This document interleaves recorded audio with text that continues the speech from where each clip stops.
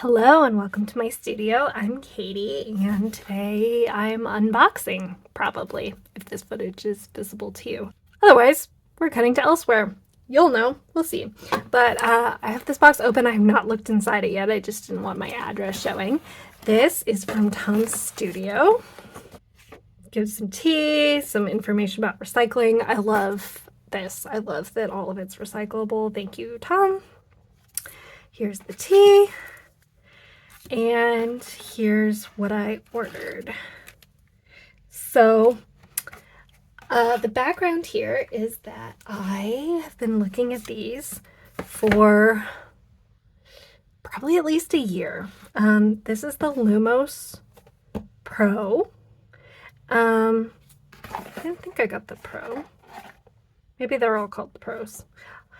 Anyway, I've been looking at this for months, probably a year. It's essentially the refillable version of like a Pigma Micron. This is the waterproof version, but with the nibs. And so this is a refillable version. It comes with 11 different kinds of nibs. I ordered a 12th kind. So I've been like wanting to get one of these for a while. But never quite pulling the trigger.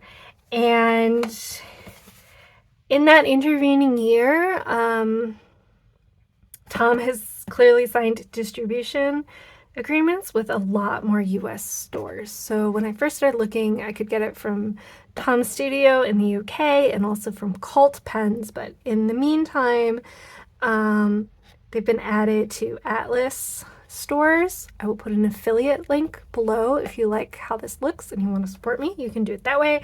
But they also sell them on Blick if you are the kind of person who constantly has a Blick cart going, which I do.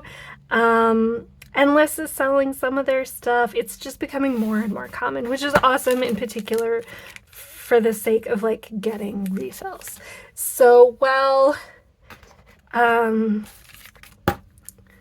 you have to throw all of this away. At some point, we might like wear down the nibs on this and replace them, but those replacements are becoming more and more accessible. So anyways, I've hemmed and I've hawed for months, a year, longer. Who remembers anymore? And then I saw this limited edition color and I had to have it. And so that's finally what pushed me. Oh my gosh, it's so pretty.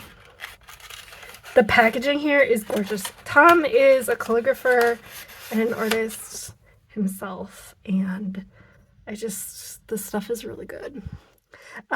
This is cold. It is outside in the Michigan weather, but it is stunning. So this is what I thought I ordered. I hoped I'd gotten lucky and got something I hadn't ordered. I have historically wanted the double-sided one. Sadly, they were already sold out of that when I saw the social media posts about this limited edition colorway. At the time of recording, all of the Sunset, which is the color this is, are sold out. It says on the website they made 50 of each kind, but that if people requested it return, that it might. I would have preferred the double-ended, but it was sold out. A, because I think double-ended is more useful for me, and B, because there's actually like a bigger pink section, which I think looks really nice. But it's still beautiful the way it is. I'm not mad about it. And the double-ended version is substantially more expensive than the single.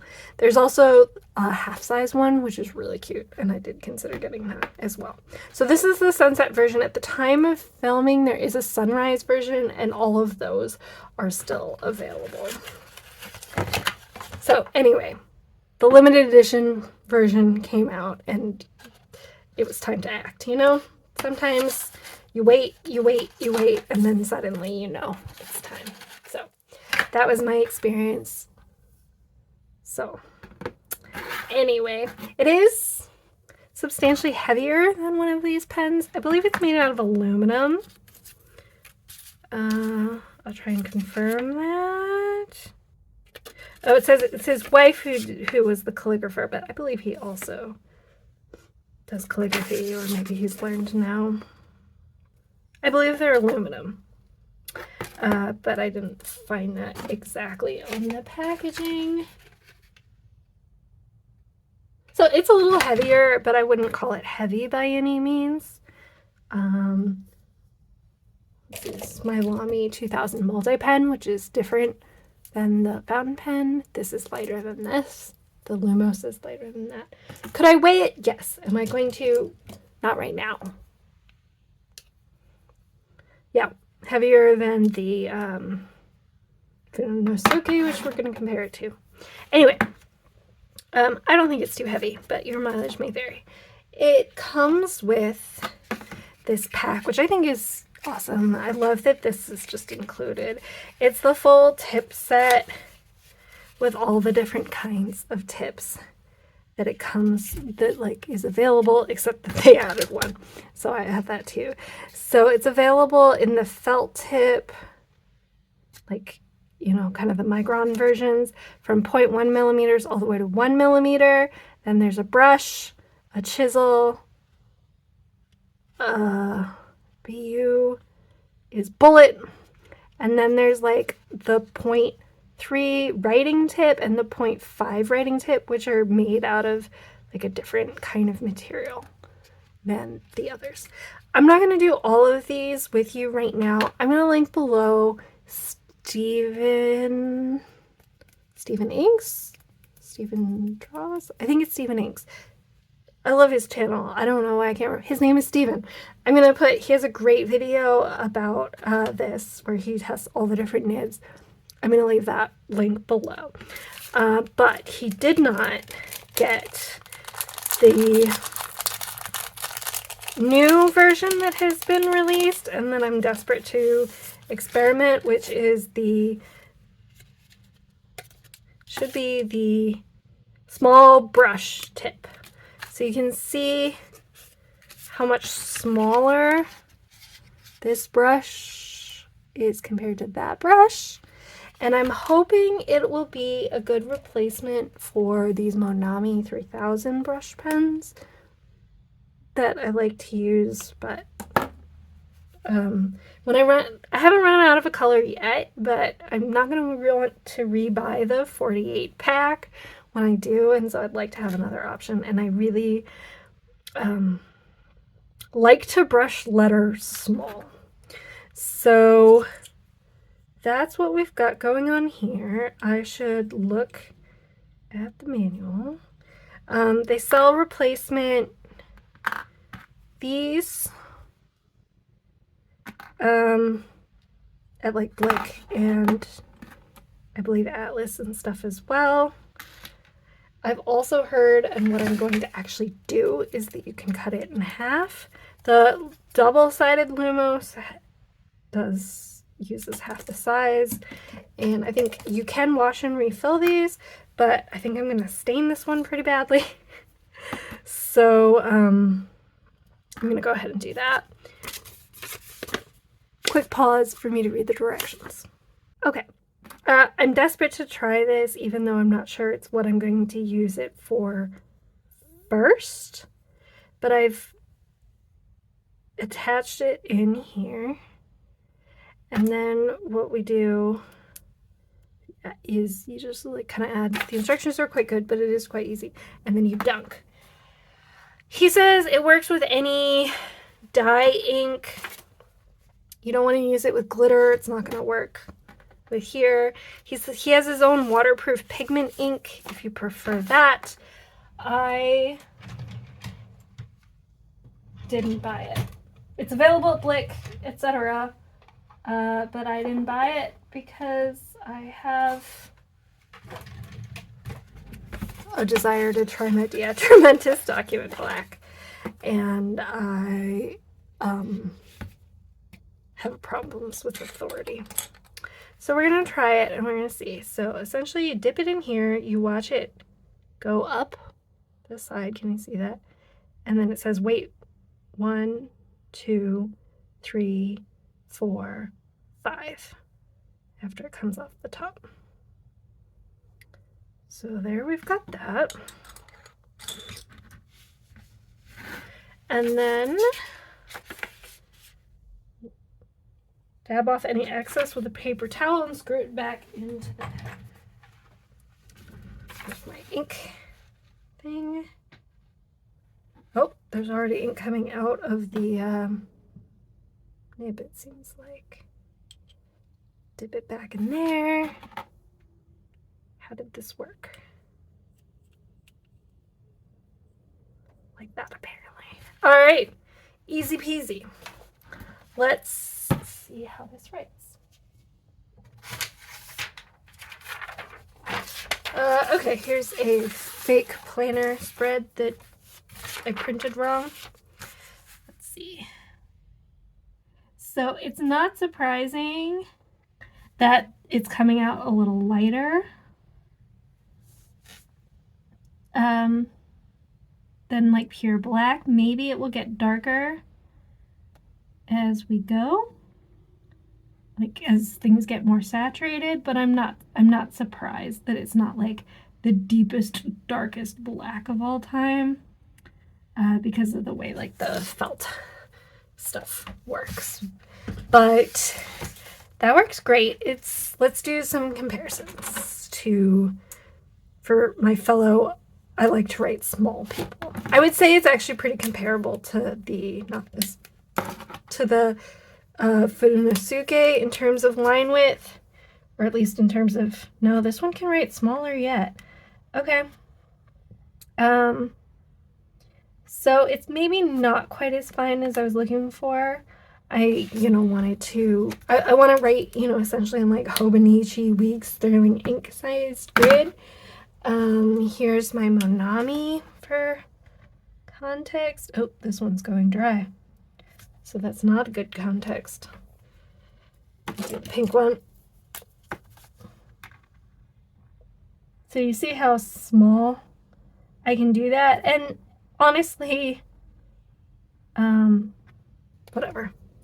I think this is really, let's not get black ink over it. So let's see if I have a lighter hand. No, it's very soft. So it's not easy. Both the other two that I showed you are harder. And so if you want to like not push super hard, then you can. This one is so soft that it's hard not to do that. I don't have a Tombow, but I've got these like knockoff ones. But just so you can compare that, it's a lot smaller than this. So, probably if I had to guess, and I don't have one in front of me, I would say it's probably similar to the Tombow Funosuke soft tip. That would be my guess, but as I said, I don't have one in front of me. This one can do kind of similar line weight, but it can do much thinner because it's harder. This one is just much softer, so it's hard to. I'm pretty light-handed. I can do hairlines okay, but I can't do push. Maybe with practice I could, but I can't get anywhere near that fine. So if you were curious about the detail small brush, I think this has a different name on here. If you were curious about that,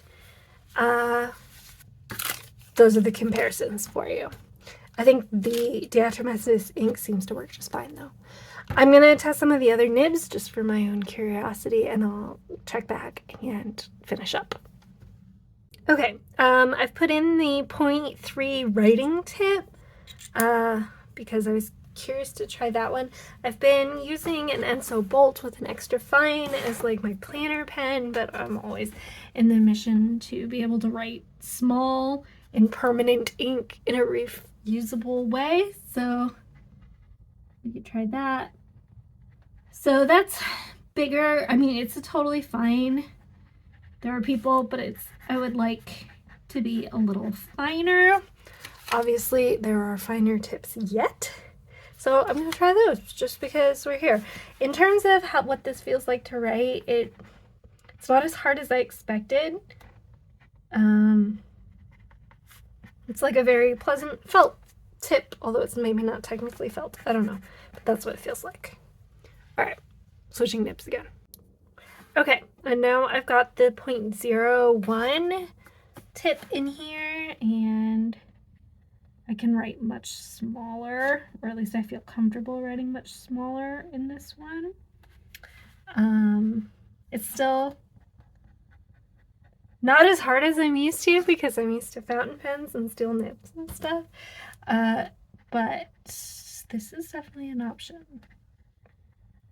The other thing is that I am an artist and I could use all kinds of these things for art rather than writing in my planner. So I don't exactly know what I'm going to use this for yet. I understand that I probably should have decided that before I purchased it. If I'd bought the double-ended one, I'd put the brush tip in one side and a writing tip in the other. Because I need to choose one, I'm less sure what I'm going to choose. But that's fine. I can keep swapping these in and out to my heart's content. They're very easy. The tips are now easy to get more of. I got all kinds of options. Okay, quick final update. I decided to do the detail brush pen for now, and try doodling with it in my planner. So that's what we're going with. I think it gives me a lot of functionality, a lot of line weights that I can make. Here's the brush, the full-size brush nib. It's smaller than a combo, bigger than a Funasuke, but maybe not a whole lot. Anyway, that's the final update. So, again, I will link to Steven Ink's great video on the rest of these nibs if you're interested in them. If you have a Lumos, I'd love to chat with you in the comments about what you use yours for and which nib you chose. And if you've got any questions, I will see if I can answer them, but we can chat in the comments no matter what. It is worth knowing that at least in first use, this black is not black. If that bothers you, know that. It's possible that his inks are more pigmented or something. It's also worth knowing that my DA black is extremely wet. I kind of think it won't matter in this context, but I can't say that for sure. In my fountain pens, it has read very wet, so it could be that with a drier ink, some of these would be even smaller still. I don't know.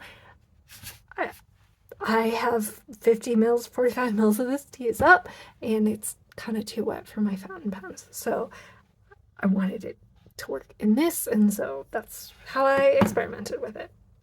It's beautiful. It's so well made. It's got so many options. The packaging is beautiful.